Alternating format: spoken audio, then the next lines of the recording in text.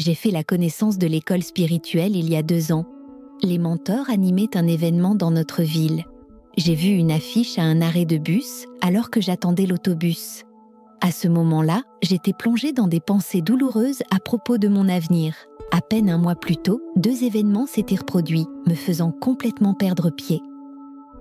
D'abord, il y eut le divorce avec mon mari après 23 années de vie commune. Et aussitôt après, j'ai perdu mon emploi et avec lui, la possibilité de subvenir aux besoins de ma famille. Mon fils aîné était en 3e année d'université et ma fille s'apprêtait seulement à y entrer. Je ne voyais absolument pas comment sortir de cette situation, comment nourrir et habiller correctement mes enfants. J'avais toujours rêvé qu'ils puissent réussir dans la vie, atteindre tout ce à quoi ils aspiraient, mais que pouvais-je faire ? Debout à l'arrêt de bus, je me suis mise à prier en silence, m'adressant à Dieu. Je lui demandais de m'indiquer une issue à cette situation. À cet instant, un sentiment de confiance, une certitude que tout irait bien, a surgi dans ma poitrine. Et, obéissant à cette sensation, j'ai levé les yeux et vu devant moi l'affiche de l'événement. J'ai compris qu'il y avait un lien direct entre ma prière et cette affiche. C'était la réponse de Dieu. Je me suis rendue à l'endroit indiqué le lendemain soir. Une femme d'une 40aine d'années y présentait le programme de l'événement. J'ai immédiatement ressenti que c'était exactement ce qu'il me fallait. J'ai seulement été un peu déconcertée en apprenant le prix de l'événement, mais j'ai vite décidé qu'il serait péché d'économiser là-dessus, puisque Dieu lui-même m'y avait guidée. Et puis, les thèmes de l'événement m'ont tout de suite plu. Il y avait la magie des affaires, la magie de Cléopâtre, l'art d'être attirante. Il y avait beaucoup de choses nouvelles et intéressantes sur la guérison. Et puis, j'éprouvais un profond besoin de faire entrer quelque chose de lumineux et de spirituel dans ma vie. En fin de compte, je me suis inscrite à un événement de 3 jours.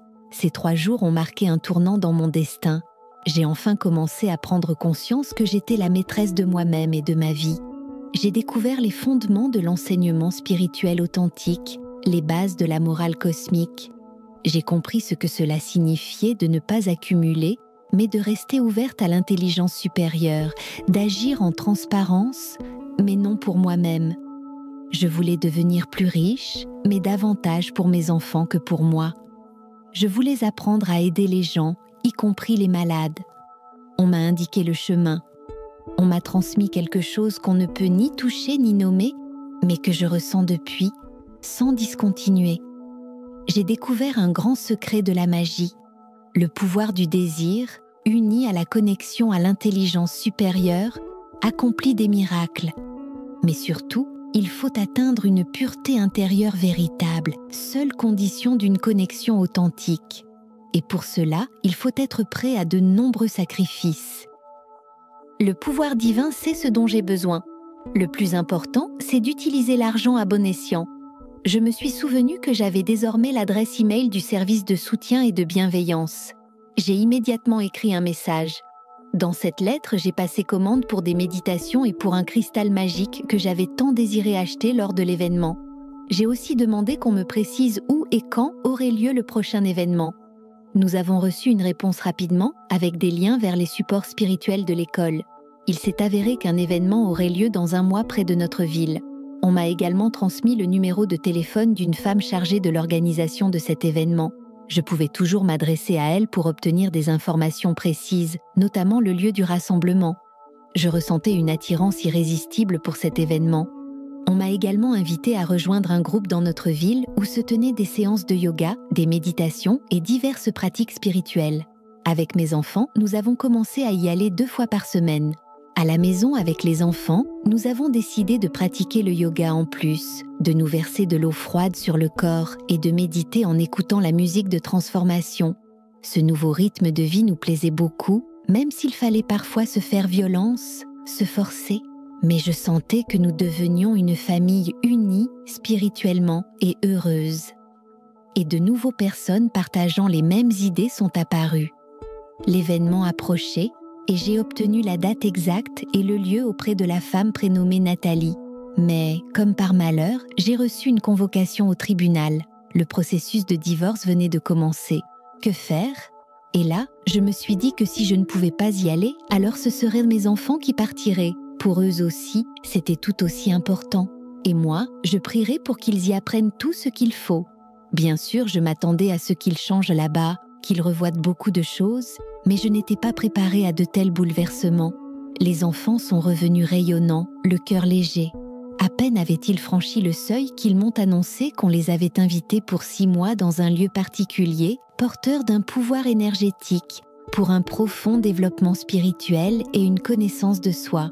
Mon fils, et surtout ma fille, me suppliaient de les laisser partir et de payer pour eux la somme nécessaire. Je suis restée silencieuse, ne sachant quoi répondre. Je leur ai demandé de me parler un peu plus de l'événement. Ils racontaient avec enthousiasme, se coupant la parole, débordant d'émotions. J'étais heureuse qu'ils aillent bien. Mais ensuite est venue une longue nuit blanche. Je pensais à la cruauté du destin. Mon mari m'avait quittée. Et maintenant, mes enfants voulaient y partir, me laissant seule pour 6 mois. Comme il est difficile de lutter seule, j'avais toujours compté sur le soutien de mes enfants. Mais alors, je me suis souvenue que pour établir un lien avec le pouvoir divin, il faut consentir à de nombreux sacrifices. J'ai compris quel terrible égoïsme me poussait à vouloir retenir mes enfants pour apaiser ma propre solitude, les empêchant ainsi de grandir et de poursuivre leur propre développement. Ils doivent, eux aussi, trouver et choisir leur propre chemin. En fin de compte, dès le matin, j'ai commencé à préparer les enfants pour leur départ. Et c'est alors que je me suis souvenue. Aujourd'hui, c'était la date dont la mentor avait parlé lors de la séance de divination. Ainsi, la deuxième partie de la prophétie s'est accomplie et j'ai fait l'unique choix juste. J'ai préparé les enfants, je leur ai donné de l'argent et des vêtements en réserve pour toutes les situations. Je les ai accompagnés à la gare, je les ai installés dans le train et je les ai bénis de tout mon cœur. Sur le chemin du retour, un flot d'informations me parvenait intérieurement. Je savais clairement comment agir à présent. Le plus important, c'était de rassembler des personnes intéressées par la connaissance spirituelle et de fonder une communauté. J'ai décidé d'organiser chez moi des séances régulières de méditation. Et pour commencer, il fallait publier des annonces dans les journaux. Je me suis donc lancée dans la publicité. J'ai fait paraître de courtes annonces dans différents journaux en y indiquant mon numéro de téléphone. Ensuite, j'ai commencé à me rendre à diverses réunions religieuses en incitant les gens à rejoindre mon groupe, en leur expliquant la supériorité du grand enseignement sur les doctrines plus restreintes. Certains écoutaient avec attention, d'autres détournaient le regard ou même me condamnaient, mais je continuais à les convaincre, quoi qu'il arrive. J'ai commencé à donner des conseils à différentes personnes, à aider comme je le pouvais à ce moment-là. Peu à peu, de plus en plus de gens ont commencé à venir chez moi. Et quand j'ai instauré des séances régulières pour un groupe dans ma maison, j'ai complètement oublié ce qu'était la solitude. Je sentais que le pouvoir divin me soutenait. L'affaire de divorce au tribunal a été reportée à cause de la maladie du juge. Je m'efforçais de ne pas y penser. Je pensais plutôt à ce que j'allais raconter aux gens le lendemain, pendant notre séance. 1 mois plus tard, j'ai reçu la première lettre de ma fille. Elle racontait comment se déroulait leur apprentissage. Au début, il lui avait été difficile de s'adapter au rythme strict. Mon fils aussi ne s'était pas libéré tout de suite de ses anciennes habitudes. Peu à peu, il avait appris à se concentrer sur les pratiques et les nouvelles connaissances transmises par les mentors. Les connaissances étaient si vastes qu'il se sentait parfois perdu, ne sachant sur quoi porter son attention en priorité. Ma fille écrivait qu'elle avait rencontré des personnes d'un intérêt extraordinaire, comme elle n'en avait jamais vu dans sa vie. Quant aux mentors, ce sont des êtres d'exception. Ils lisent dans les pensées, ils voient tout. Il suffit que ma fille se syntonise avec un mentor avant de s'endormir, et il lui apparaît en rêve, répond à ses questions, lui transmet sa sagesse. Mon fils a été transféré dans une autre section où il s'exerçait intensément aux techniques d'astro-karaté. Le mentor a dit qu'il était un futur guerrier, destiné à combattre les pouvoirs obscurs et à porter la volonté de l'école dans le monde. J'ai terminé de lire la lettre et je me suis mise à réfléchir. Mon fils a pris un congé académique à l'université. Il terminera ses études quand il reviendra en ville dans 6 mois. Mais ma fille, alors, un diplôme, c'est tout de même mieux pour la vie. Je pensais lui écrire, lui poser la question.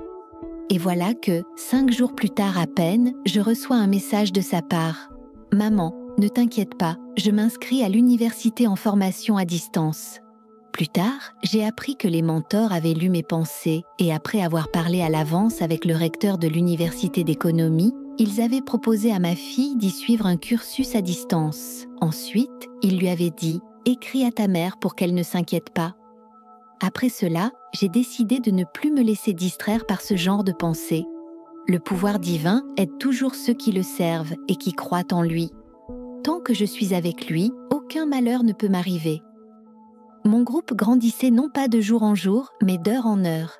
Il faut dire que dans notre école, il y a tant de méditation et de pratiques passionnantes. À chaque séance, j'apportais quelque chose de nouveau et d'intéressant. J'avais transformé l'ambiance de la maison en un véritable espace rituel. Partout des amulettes magiques, des tableaux, des yantras, des icônes. Je faisais brûler de l'encens et la musique de transformation résonnait en permanence. Les proches venaient parfois et disaient que j'avais perdu la tête. Mais moi, je regarde leur vie, j'écoute leurs conversations et je me tais quant à savoir lequel de nous est réellement fou. Qu'un problème surgisse ou que l'un d'eux tombe malade, ils accourent aussitôt chez moi. Je m'étais déjà habituée à ces changements. Cependant, au tribunal, je ne m'attendais à rien d'autre. La juge m'a demandé comment je comptais vivre avec les enfants. Et j'ai répondu « Dieu nous aidera ».